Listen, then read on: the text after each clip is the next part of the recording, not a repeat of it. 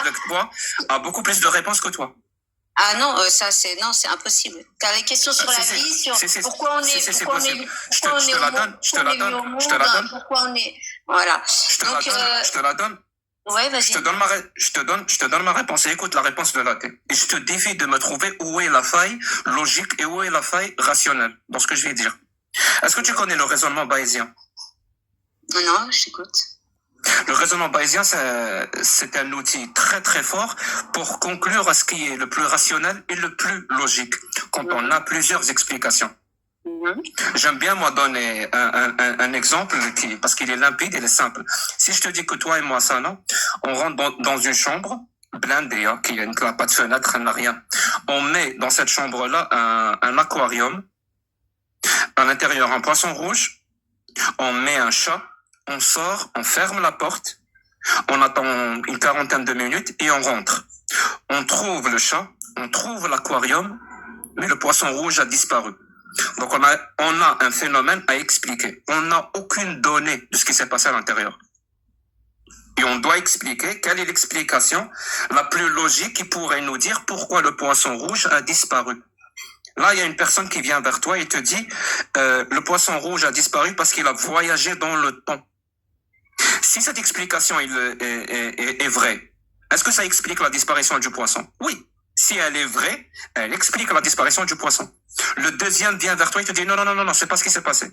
En fait, ce qui s'est passé, c'est que le poisson s'est téléporté dans l'océan. Si cette explication est vraie, elle expliquerait la disparition du poisson. Une troisième personne vient vers toi et te dit non. Il y a une civilisation extraterrestre qui habite sur la planète Vulcain, qui vénère les poissons, qui est venue pendant notre absence, elle a enlevé le poisson et elle l'a emmené sur leur planète. Bon, c'est un peu tiré par les cheveux, mais si elle est vraie, ça expliquerait la disparition du poisson. Une quatrième personne vient vers toi et te dit le chat a mangé le poisson. Toi, tu n'as aucune idée de ce qui s'est passé à l'intérieur. Et tu as 4 explications. Et les 4 explications, si elles sont vraies, elles expliqueraient la disparition du poisson. Si tu veux rester rationnel et logique, laquelle de ces explications tu vas privilégier, ça, non? En fait, là, t'es en train de... Non, mais toi, par exemple, en tant qu'athée, d'accord? Je peux répéter. Moi, j'ai une résilience à toute épreuve. Je te préviens ça, non? Parce que la question est claire. Dans les 4 explications, laquelle tu dois privilégier si tu veux rester rationnel et logique? Laquelle? Mais en fait, tu vas en venir où, là? Justement, j'y suis presque. Si tu réponds à la question, j'aurai fini. Mais toi, en tant qu'athée, d'accord, tu penses qu'on est... Je ne pense pas. Moi, j'ai arrêté de penser. J'aimerais savoir pourquoi le poisson a disparu. S'il te plaît, laquelle des explications tu privilégies si tu veux rester rationnel et logique? Laquelle? La téléportation, le voyage dans le temps, la civilisation extraterrestre ou le chat qui a mangé le poisson? Tu vas en venir où? Laquelle? Tu vas en venir où? Vas-y, le chat, vas-y, le chat. C'est le chat. C'est le chat. C'est l'explication. Parce que c'est l'explication la moins coûteuse en hypothèse ad hoc. C'est comme ça qu'on parle en termes de rationalité. Parce que les autres, elles sont coûteuses. Si je privilégie le voyage dans le temps, je dois d'abord prouver que le voyage dans le temps existe et que les poissons rouges disposent de cette technologie. Moi, je viens juste expliquer la disparition d'un poisson. Je me retrouve avec un mystère encore plus grand. Le voyage dans le temps et tout ce qui s'ensuit. Même chose pour la téléportation et même chose pour la civilisation extraterrestre. Alors que l'autre, elle ne soulève aucun autre mystère. On sait que les chats mangent les poissons. Donc c'est celle-là que je vais privilégier. Même si je ne sais pas ce qui s'est passé à l'intérieur.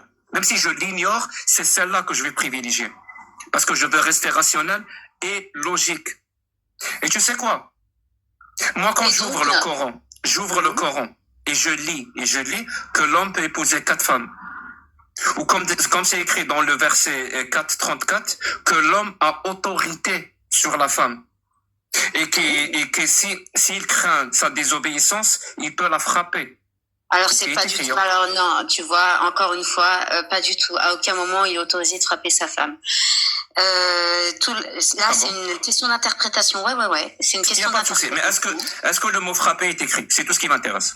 Non, Daraba, il y a plusieurs significations à Daraba, d'accord? Daraba, c'est un mot qui a plusieurs significations et ça veut également dire éloigner, d'accord? Éloignez-vous, c'est également une interprétation. Mais est-ce que ça veut dire aussi frapper ou pas? Ça veut aussi dire frapper ou pas? Ça veut aussi dire ça, tout à fait. Merci. Mais dans ce contexte-là, il n'y a pas de souci, il n'y a pas de souci. Tu as dit tout à l'heure que l'homme prend le double de l'héritage de sa sœur. Ça, il n'y a pas plusieurs significations. Tu l'as dit. Donc, je viens littéralement de te donner plusieurs paroles dans le Coran. Et je peux en rajouter d'autres. Hein. C'est même pas la peine d'essayer de me dire ça. C'est pas ce que ça veut dire, parce que c'est pas le but. Donc, on a l'homme qui peut être polygame, on a l'homme qui a autorité sur la femme, on a l'homme qui peut avoir l'héritage plus que sa sœur, on a l'homme qui peut frapper sa femme ou peut-être s'éloigner d'elle, on s'en fout. On a la femme qui doit mettre un voile. Je peux continuer comme ça pendant longtemps. Alors, à aucun moment, toutes ces paroles.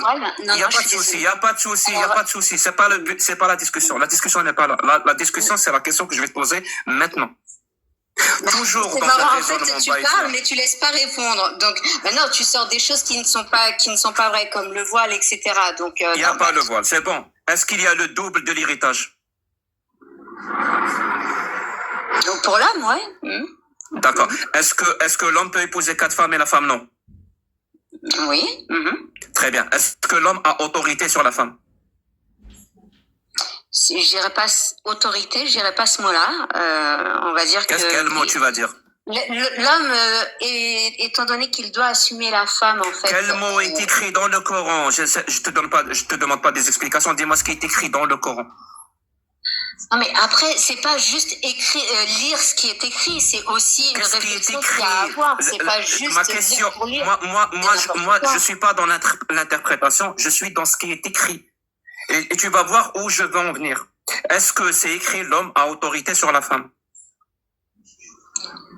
Oui. Très bien. Mais en fait, il y a rien de, enfin, voilà, autorité sur la femme. Encore une fois, c'est pas le terme que j'aurais employé. Mais à partir du moment où l'homme, d'accord, c'est un bon musulman, qu'il respecte sa femme comme il se doit, qu'il se comporte avec sa femme comme il doit se comporter dans l'islam. Où est-ce que je veux en venir alors vraiment. Moi, je vois pas. En tout cas, moi personnellement, je vois pas. Il y a aucun mal à ce que. J'aurais fini. Ouais. Franchement, c'est moi la question que je me pose, toujours dans un raisonnement bayésien. Moi, je vois la carte du monde, là où il y a tous les continents, je regarde qu'il y a des régions où il y a des religions. Tu comprends? Il y a des régions où il y a des religions. C'est-à-dire les religions sont dispersées sur des zones géographiques précises. Ouais. Ça veut dire si tu es né en Inde, tu serais hindou. Si tu étais né en Iran, tu serais chiite. Si tu étais né en Algérie, tu aurais été musulman sunnite. Si tu es né, je sais pas moi, aux États-Unis, tu aurais été chrétien. Et ainsi de suite. Ça veut dire la religion des gens, ce que les gens prennent pour une vérité absolue, parce que c'est ça une religion, dépend de la zone géographique où tu es né. Ça, mets-toi bien ça dans ta tête. Une fois qu'on a dit ça, je vais me poser la question et je vais appliquer ce qu'on appelle un raisonnement bayésien. Toutes ces religions-là ne peuvent pas être vraies. Impossible. Au maximum, il n'y en a qu'une seule qui est vraie. Ou alors, elles sont toutes fausses. Les deux solutions sont acceptables. Mais au maximum, il n'y en a qu'une seule qui est vraie. Donc, toutes les autres... Lorsque tu es musulman, tu crois quand même à la Torah et à la Bible. Toutes les autres, si elles ne sont pas vraies, elles sont quoi alors? Elles ne sont pas divines. Si elles ne sont pas divines, elles sont quoi? Nous, en tant que musulmans,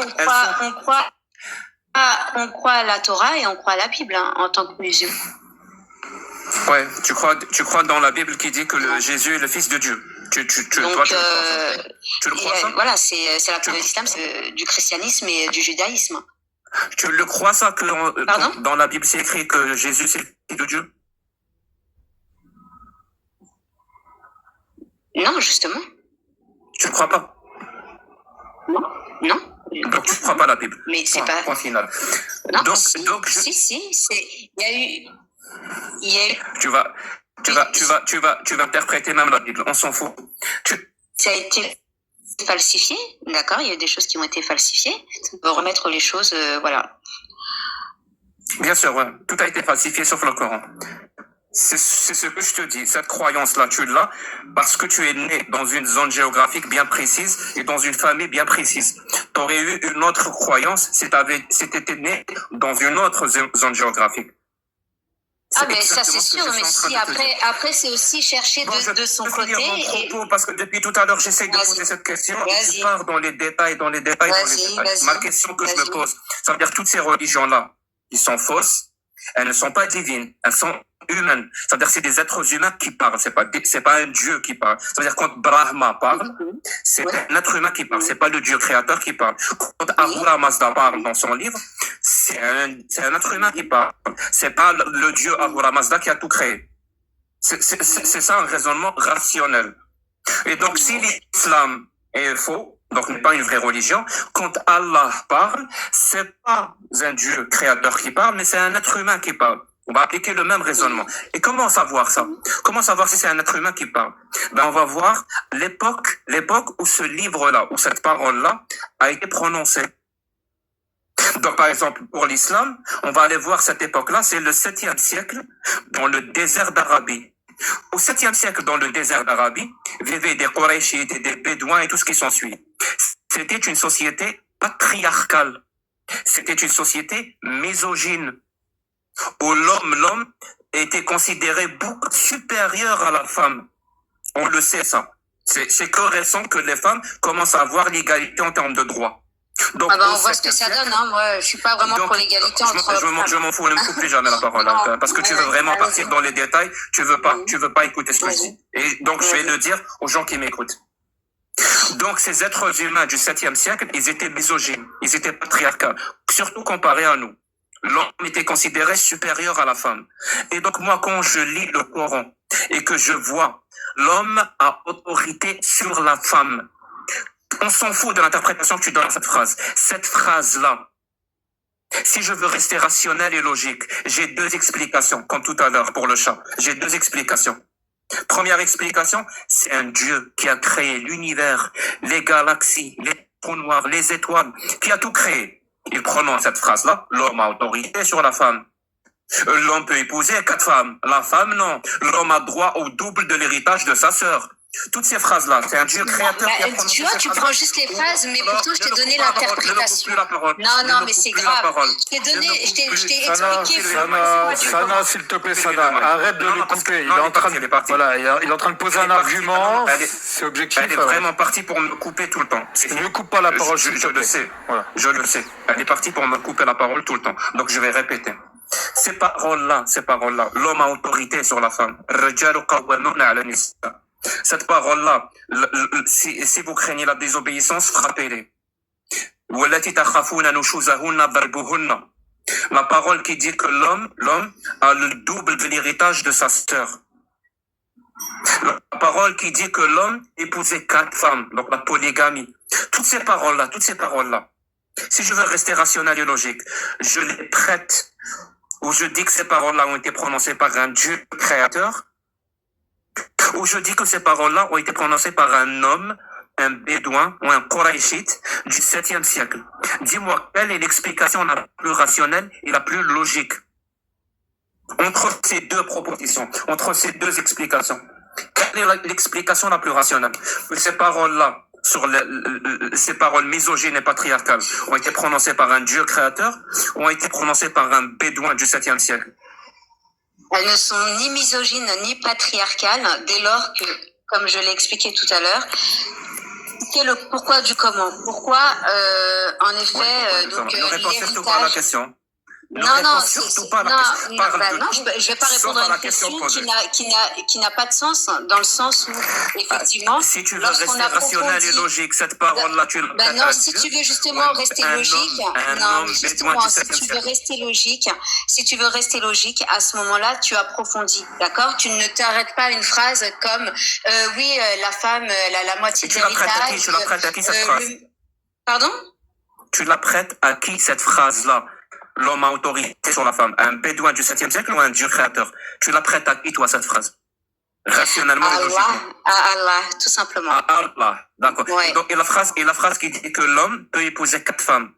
Et la femme, Allah, cette toujours. phrase-là, tu la prêtes à un Dieu créateur ou un bédouin misogyne et patriarcale du XVIe siècle. Très bien. Tu sais quoi? Mon exemple de tout à l'heure du chat, la personne qui m'a dit que c'était une civilisation extraterrestre qui vit sur la planète Vulcain qui est venue prendre le poisson rouge. La personne qui m'a raconté ça, tu sais pourquoi elle m'a raconté ça? Parce que c'est ce qu'elle croit. Elle croit littéralement qu'il y a une civilisation extraterrestre qui vit sur la planète Vulcain, qui vénère les poissons. Et tu sais pourquoi elle le croit? Parce qu'elle est née dans une famille qui croit qu'il y a une civilisation extraterrestre qui vit sur la planète Vulcain, qui vénère les poissons. Elle est née dans une région qui croit qu'il y a une civilisation extraterrestre. C'est-à-dire cette personne-là qui me soutient. Et tu fais quoi de tous les convertis qui ne sont pas nés? Tu fais quoi de tous les convertis qui ne sont pas nés dans une... Si. Tu fais quoi de tous les convertis qui ne sont pas nés dans une famille musulmane et qui se convertissent à l'islam? Tu sais quoi? Je pense que mon point de vue a été compris parfaitement par les gens qui nous écoutent. Toi, tu refuses de le comprendre, il n'y a aucun souci. Mais ne soutiens plus devant un athée, que tes paroles que tu prétends comme divines est une position rationnelle. Ne le soutiens plus jamais. Ok? La seule chose qui pourrait en résulter de ta position, c'est-à-dire soutenir que le corps est une parole divine et non pas humaine, la seule chose qui pourrait en découler, les seules conséquences qui pourraient en découler, c'est d'avoir des femmes en 2024 qui acceptent l'injustice et qui acceptent le mépris et qui se taisent. Voilà ce que ça peut donner quand on prend la parole du Coran comme étant divine. La preuve, tu es là. Je dirais même plus que ça. Tu es plus qu'une preuve, tu es ce qu'on appelle en termes juridiques une pièce à conviction. Merci beaucoup, Chaotique. Moi, je dois y aller préparer mon live. Là, j'ai bien aimé le coup de la pièce à conviction. Bah écoute, merci à toi, Jacques. Le mec, en fait, il prend la fuite, allez. C'est incroyable. En fait, il n'admet pas quand tu lui donnes des explications, il n'admet pas en fait qu'on puisse répondre. Tana, Jack Le Fou, t'a donné des exemples qui sont rationnels et pour que tu puisses comprendre en fait que toi, tu es irrationnel dans le